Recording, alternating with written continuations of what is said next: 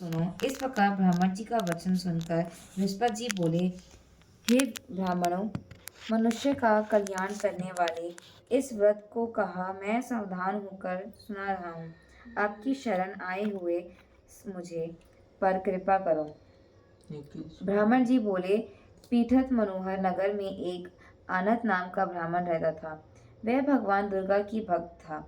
उसके संपूर्ण सद्गुणों से युक्त मानो ब्राह्मणी की सबसे पहली रचना हुई, ऐसे वो भी नियम से वहां उपस्थित रहती थी। एक दिन वह सुमति अपनी सखियों के साथ खेलने लग गई और भगवती के पूजन में उपस्थित नहीं हुई। उसके पति पिता को पुत्री की ऐसी असावधानी देखकर क्रोध आया और पुत्री से कहने लगा कि हे दुष्ट पुत्री, आज प्रभात से तूने भगवती का पूजन नहीं किया। इस कारण मैं किसी कुष्ठी और दरिद्री मनुष्य के साथ तेरा विवाह करूंगा। इस प्रकार कुप्ती पिता का वचन सुनकर सुमति को बड़ा दुख हुआ और पिता से कहने लगी, हे पिताजी, मैं आपकी कन्या हूँ। मैं सब तरह से आपके अधीन हूँ। जैसी आपकी इच्छा हो मेरा विवाह कर सकते हैं, पर होगा वही जो मेरे भाग्य में लिखा है। मेरा तो इस पूर्ण विश्वास है, मनुष्य ने जाने कितने मनोरथों का चिंतन करता है, पर होता वही है जो भाग्य में विधाता ने लिखा है। जो जैसा कार्य करता है उसको फल भी वैसा कर्म के अनुसार मिलता है, क्योंकि कर्म करना मनुष्य के अधीन है पर फल देव के अधीन है। जैसे अग्नि में पड़े त्राणित उसको अधिक प्रदीप्त कर देते हैं, उसी प्रकार अपनी कन्या के ऐसे निर्भयता से कहे हुए वचन सुनकर उस ब्राह्मण को और अधिक क्रोध आया। तब उसने अपनी कन्या का विवाह एक कुष्ठी के साथ कर दिया और अत्यंत क्रोध होकर पुत्री से कहने लगा, जाओ जाओ, जल्दी जाओ और अपने कर्म का फल भोगो। देखें भला भाग्य के भरोसे रहकर क्या करती है। इस प्रकार से कहे हुए पिता के कूटी वचनों को सुनकर सुमति मन में विचार करने लगी कि अहो, मेरा बड़ा दुर्भाग्य है जिसमें मुझे ऐसे पिता मिला। इस तरह अपने दुख का विचार करती हुई वह सुमति अपने पति के साथ वान में चली गई और भयावने कुश युक्त उस स्थान पर उन्होंने वह रात बड़े कष्ट से व्यतीत की। उस गरीब बालिका की ऐसी दशा देखकर भगवती पूर्व पुण्य के प्रभाव से प्रकट होकर सुमति से कहने लगी कि हे दीन ब्राह्मणी, मैं तुम पर प्रसन्न हूँ। तुम जो चाहो सो वरदान मांग सकती हो। मैं प्रसन्न होने पर मनावांछित फल देने वाली हूँ। इस प्रकार भगवती दुर्गा की वचन सुनकर ब्राह्मणी कहने लगी कि आप कौन हैं जो मुझ पर प्रसन्न हुई हैं।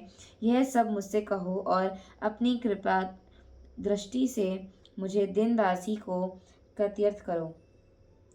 ऐसा ब्राह्मणी का वचन सुनकर देवी कहने लगी कि मैं आदिशक्ति हूँ और मैं ही ब्रह्म विद्या और सरस्वती हूँ। मैं प्रसन्न होने पर प्राणियों का दुख दूर कर उनको सुख प्रदान करती हूँ। हे ब्राह्मणी, मैं तुम पर तेरे पूर्व जन्म के पुण्य के प्रताप से प्रसन्न हूँ। तुम्हारे पूर्व जन्म का वृतांत सुनाती हूँ, सुनो। तो पूर्व जन्म में निषाद भील की स्त्री थी और अति पतिव्रता थी। एक दिन तेरे पति निषाद ने चोरी की। चोरी करने के कारण तुम दोनों को सिपाहियों ने पकड़ लिया और ले जाकर जेल खाने में कैद कर दिया। उन लोगों ने तुझे और तेरे पति को भोजन भी नहीं दिया।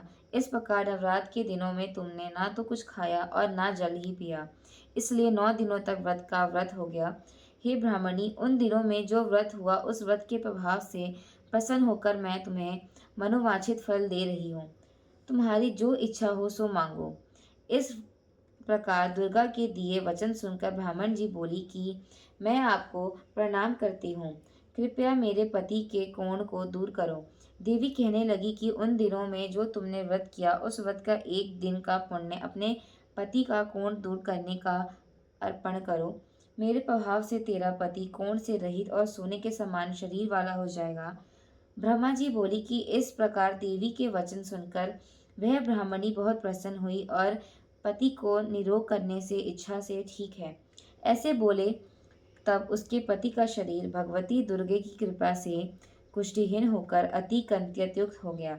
जिसके कंति के सामने चंद्रमा की कांति भी क्षीण हो जाती है, वह ब्राह्मणी पति की मनोहर देह को देखकर देवी को अति पराक्रम वाली समक्ष कर स्तुति करने लगी। हे दुर्गे, आप दुर्गति को दूर करने वाली, तीनों जगत का संताप हरने वाली, समस्त दुखों को दूर करने वाली, रोगी मनुष्य का निरोग करने वाली, प्रसन्न होने पर मनवांछित वस्तु देने वाली और दुष्ट मनुष्य का नाश करने वाली हो। तुम ही सारे जगत की माता और पिता हो। हे अम्बे, मुझे निरपराध अबला का मेरे पति ने कुष्ठी मनुष्य के साथ विवाह कर मुझे घर से निकाल दिया। उनकी निकाली हुई मैं पृथ्वी पर घूमने लगी। आपने ही मेरे इस अपतित रूप समुद्र से उद्धार किया है। हे देवी, मैं आपको प्रणाम करती हूँ। मुझे दिन की रक्षा करो। ब्राह्मण जी बोली कि हे बृहस्पति, इसी प्रकार उस सुमति ने मन से देवी की बहुत स्तुति की और उसके द्वारा की हुई स्तुति को सुनकर सुमति पर देवी को बहुत संतोष हुआ और ब्राह्मणी से कहने लगी, हे ब्राह्मणी, तेरे उद्लाक्ष नाम का अति बुद्धिमान, कृतिमान और जितेंद्र पुत्र श्री ही होगा। ऐसा कहकर वह देवी उस ब्राह्मणी से फिर कहने लगी कि हे ब्राह्मणी, और जो कुछ तेरी इच्छा हो वह मनोवांछित वस्तु मांग सकती है। ऐसा भगवती दुर्गे का वचन सुनकर सुमति बोली कि हे दुर्गे, अगर आप मुझ पर प्रसन्न हो तो कृपा कर मुझे नवरात्र व्रत की विधि बतलाइए। हे द्यामी, जिस विधि से नवरात्र व्रत करने से आप प्रसन्न होती हैं, उस विधि तथा उसके फल को मुझसे विस्तार पूर्व कहें। हे इस प्रकार ब्राह्मणी को कहे वचन सुनकर माँ दुर्गा कहने लगी कि हे ब्राह्मणी, मैं संपूर्ण पापों को दूर करने वाली नवरात्र व्रत का विधि बतलाती हूँ, जिसको करने से समस्त पापों से छूटकर मोक्ष की प्राप्ति हो जाती है। अश्विन मास से शुक्ल पक्ष की प्रतिपदा से लेकर 9 दिन तक विधि पूर्वक व्रत करे। यदि दिन भर का व्रत ना कर सके तो एक समय भोजन करें। पढ़े लिखे ब्राह्मणों से पूछकर घाट स्थापना करें और वाटिका बनाकर उसको प्रतिदिन जल से सींचें। महाकाली, महालक्ष्मी और महासरस्वती की मूर्तियां बनाकर उनको नृत्य विधि सहित पूजा करें और पुष्पों से विद्यापूर्व अर्घ्य दें। बिजौरा के फल द्वारा अर्घ्य देने से रूपी की प्राप्ति होती है और जायफल से कृत्य तथा ताक से कार्य की सिद्धि होती है। आंवले से सुख और केले से भूषण की प्राप्ति होती है। इस प्रकार फलों से अर्घ्य देकर यथाविधि हवन करें। खांड, घी, गेहूं, शहद, जौ, तिल, बिल्व, नारियल, दाख और कदम से हवन करें। गेहूं में होम करने से लक्ष्मी की प्राप्ति होती है। खीर तथा चंपा के पुष्पों से धन और पत्तों से तेज एवं सुख की प्राप्ति होती है। आंवले से कृतित और केले से पुत्र होवे, कमल से राजसम्मान और दाखों से सुख और संपत्ति की प्राप्ति होती है। खांड, घी, नारियल, शहद और जौ, तिल इनमें से तथा फलों से होम करने से मनवांछित वस्तु की प्राप्ति होती है। व्रत कहने वाला मनुष्य इस विधान से होम कर आचार्य को अत्यंत नम्रता के साथ प्रणाम करे और यज्ञ की सिद्धि के लिए उसे दक्षिणा दे। इस महाव्रत को फल पहले बताइए। बताई हुई विधि के अनुसार जो करता है उसको सब मनोरथ पूर्ण हो जाते हैं। इसमें तिनक भी सह नहीं हो। इन 9 दिनों में जो कुछ दान आदि दिया जाता है उसका करोड़ों गुण फल मिलता है। इस नवरात्र का व्रत कहने से ही अश्वमेघ यज्ञ का फल मिलता है। हे ब्राह्मणी, इस संपूर्ण कामनाओं को पूर्ण करने वाले उत्तम व्रत को तीर्थ, मंदिर अथवा घर में ही विधि के अनुसार करें। ब्राह्मण जी बोले, हे बृहस्पति, इस प्रकार ब्राह्मणी का व्रत की विधि और फल बताकर देवी अत्यंत हो गई। जो पुरुष या स्त्री इस व्रत को भक्तिपूर्वक करता है, इस लोक में सुख पाकर अतंत में दुर्भग मोक्ष को प्राप्त हो जाता है। हे बृहस्पति, यह दुर्भाग व्रत का महत्व मैंने तुम्हारे लिए बतलाया। हे ऐसे ब्राह्मण जी के वचन सुनकर बृहस्पति जी आनंद के कारण रोमांचित हो गए और ब्राह्मण जी से कहने लगे कि हे ब्राह्मण, आपने मुझ पर अति कृपा की, जो अमृत के समान इस व्रत को महत्व में सुनाया। हे प्रभु, आपके बिन और कौन इस महत्व को सुना सकता है। ऐसे बृहस्पति जी ने के वचन सुनकर ब्राह्मण जी बोले, हे बृहस्पति जी, तुमने सब प्राणों को हित करने वाले इस अलौकिक व्रत को पूछा, इसलिए तुम धन्य हो। इस भगवती शक्ति संपूर्ण लोकों की पालन करने वाली है। इस महादेवी का प्रभाव का कौन जान सकता है। अनुदिन की कथा प्रलयग्रस्त हो गया था, चारों ओर पानी ही पानी दिखाई देता था। इस समय भगवान विष्णु की नाभि से एक कमल उत्पन्न हुआ, उस कमल से ब्राह्मण जी निकले। इसके अलावा भगवान नारायण के कानों में से एक मैल भी निकला, उस मैल के कैटम और मधु नाम के दो दैत्य बने गए। जब उन दैत्यों ने चारों ओर देखा तो ब्राह्मण जी के अलावा उन्हें कुछ भी नहीं दिखाई दिया। ब्राह्मण जी को देखकर वे दैत्य उनको मारने दौड़े। तब भयभीत होकर ब्राह्मण जी ने विष्णु भगवान की स्तुति की। स्तुति से विष्णु भगवान की आंखों में जो महामाया योग नृत्य के रूप में निवास करती थी, वह लोप हो गई और विष्णु भगवान की नींद खुल गई। उनके जागते ही वह दोनों दैत्य भगवान विष्णु से लड़ने लगे और प्रकार 5000 वर्ष तक युद्ध चलता रहा। अंत में भगवान की रक्षा के लिए महामाया ने असुरों की बुद्धि को बदल दिया। तब वह असुर भगवान विष्णु से बोले, हम आपके युद्ध से प्रसन्न हैं, जो चाहो वर मांग लो। भगवान ने मौका पाया और कहने लगे, यदि हमें वर देना है तो यह वर दो कि दैत्यों का नाश हो। दैत्यों ने कहा, ऐसा ही होगा। ऐसा कहते ही महाबली दैत्यों का नाश हो गया। जिसने असुरों की बुद्धि का बदला था, वह माँ काली थी। महालक्ष्मी। हाँ, एक समय महिषासुर नाम का एक दैत्य हुआ। उसने समस्त राजाओं को हराकर पृथ्वी और पाताल पर अपना अधिकार जमा लिया। जब वह देवताओं से युद्ध करने लगा तो देवता भी उससे युद्ध में हार कर भागने लगे। भागते भागते वे भगवान विष्णु के पास पहुंचे और दैत्य से बचने के लिए स्तुति करने लगे। देवताओं की स्तुति करने से भगवान विष्णु और शंकर जी जब प्रसन्न हुए, तब उनके शरीर से एक तेज निकला, जिसने महालक्ष्मी का रूप धारण कर लिया। इन्हीं महालक्ष्मी ने महिषासुर को युद्ध में मारकर देवताओं का कष्ट दूर किया। महासरस्वती। एक समय शुंभ निशुंभ के दो दैत्य बहुत बलशाली हुए। उनसे युद्ध में मनुष्य तो क्या, देवता तक हार गए। जब देवताओं ने देखा कि अब युद्ध में नहीं जीत सकते, तब वह स्वर्ग छोड़कर भागने विष्णु की स्तुति करने लगे। उस समय भगवान विष्णु के शरीर में से एक ज्योति प्रकट हुई, जो कि महासरस्वती थी। महासरस्वती यतंत रूपवान थी। उनका रूप देखकर वह दैत्य मुग्ध हो गए और अपना सुग्रीव नाम का द्यूत उस देवी के पास अपनी इच्छा प्रकट करते हुए भेजा।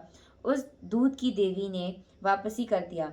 उसके बाद उन दोनों ने कुछ सोच समझकर अपने सेनापति ध्रुमाक्ष को सेना सहित भेजा, जो देवी द्वारा सेना सहित मार दी गए। फिर चुंड मुंड लड़ने गए और वह भी मार डाले गए। इस बार रक्तबीज लड़ने आया, जिसके रक्त की बूंद जमीन पर गिरने से ही एक वीर पैदा होता था।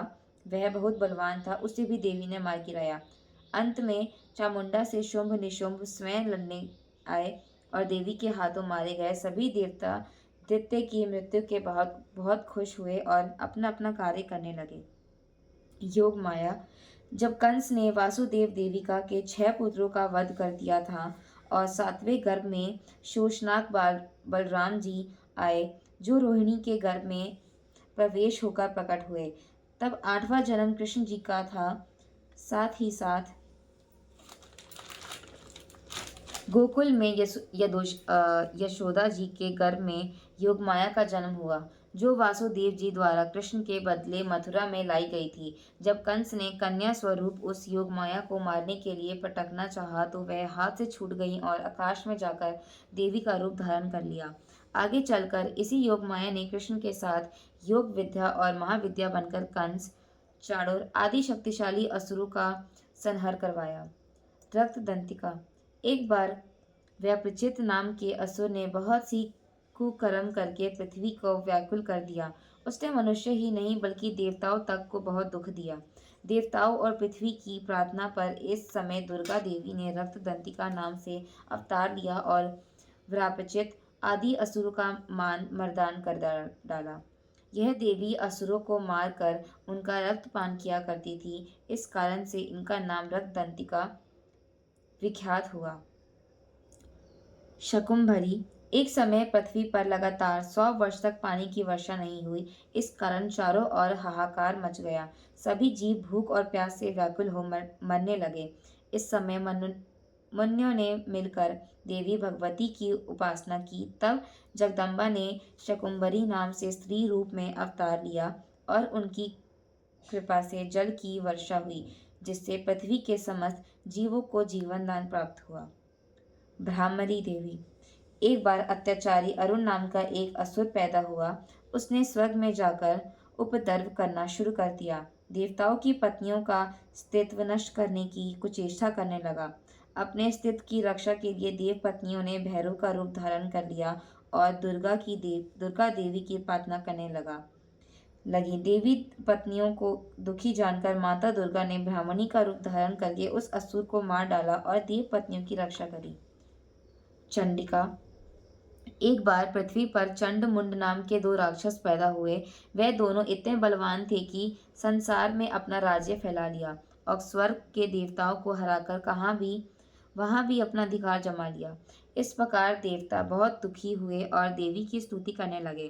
तब देवी चंडिका के रूप में अवतारित हुई और चंड मुंड नामक राक्षसों को मारकर संसार का दुख दूर किया। देवताओं का गया हुआ सर्व पूर्ण उन्हें दिया और प्रकार चारों ओर सुख की राज्य छा गया। श्री दुर्गा जी। एक समय भारतवर्ष में दुर्गम नाम का राक्षस हुआ। उसके डर से पृथ्वी ही नहीं स्वर्ग में पाताल में निवास करने वाले लोग भयभीत रहते थे। ऐसी विपत्ति के समय मैं भगवान की शक्ति ने दुर्गा या दुर्गसेनी के नाम से अवतार लिया और दुर्गम राक्षस को मारकर ब्राह्मणों और हरि भक्तों की रक्षा की। दुर्गम राक्षस को मारने के कारण ही तीनों लोकों में इनका नाम दुर्गा देवी प्रसिद्ध हो गया।